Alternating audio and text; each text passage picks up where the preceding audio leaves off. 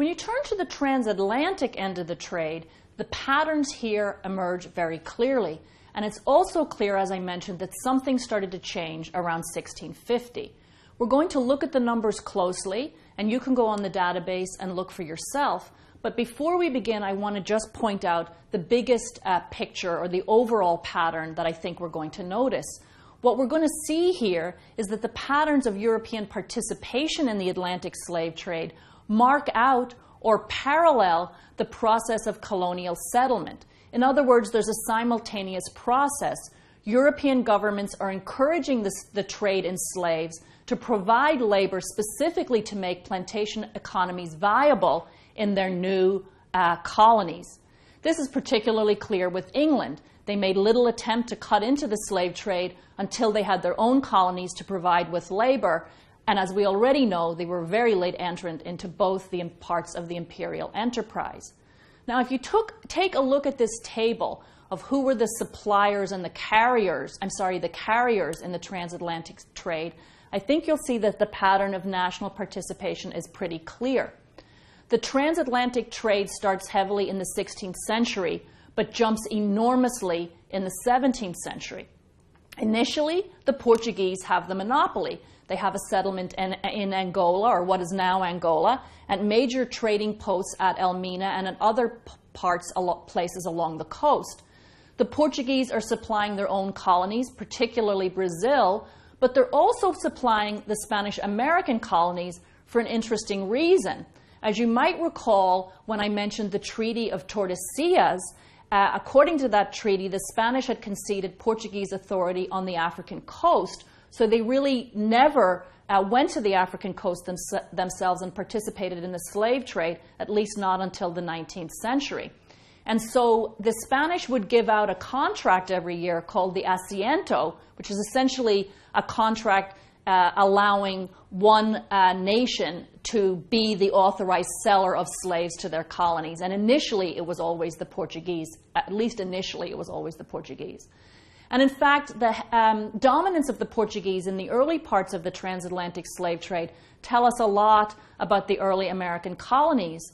The majority of slaves in New York, even in New York and Virginia in the 17th century, and believe me, there were not many, were probably of Angolan origin. That is to say, they were brought out of West Central Africa by Portuguese traders. And in fact, we think that the first slaves in Virginia were actually Angolan slaves seized from a Portuguese ship. By the 17th century, you can see that this pattern is beginning to change. The British, the French, and the Dutch are now all involved in the trade. But the critical transformation is the rise of the British slave traders after 1650.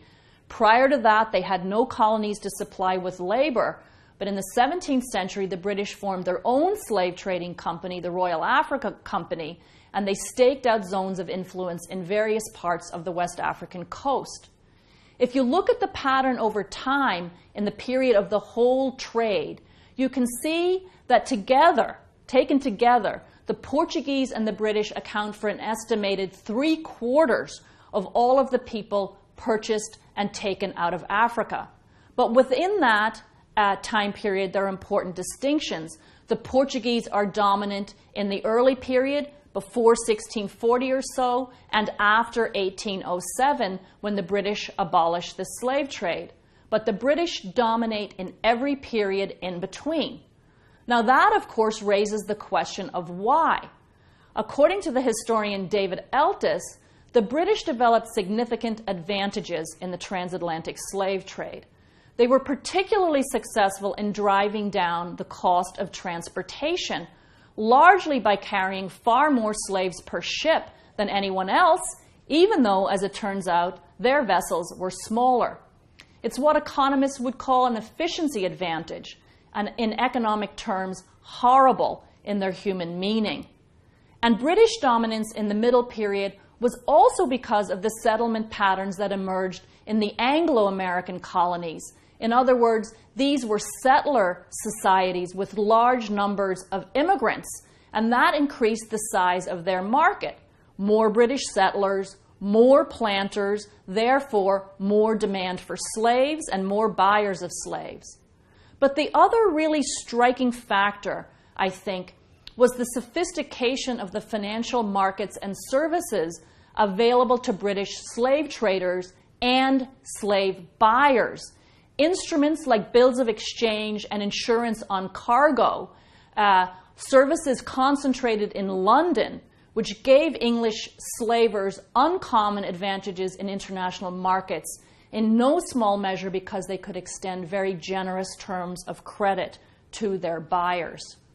The scale of the trade and the levels of economic efficiency that were reached involved newly horrific level of commodification and rationalization of the sale of persons in the British part of the trade.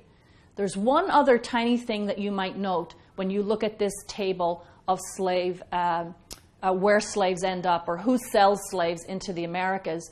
You will notice that there is a tiny number of North American traders, a small share, but almost all of them are from Rhode Island. And it's an interesting detail still reverberating in American university life.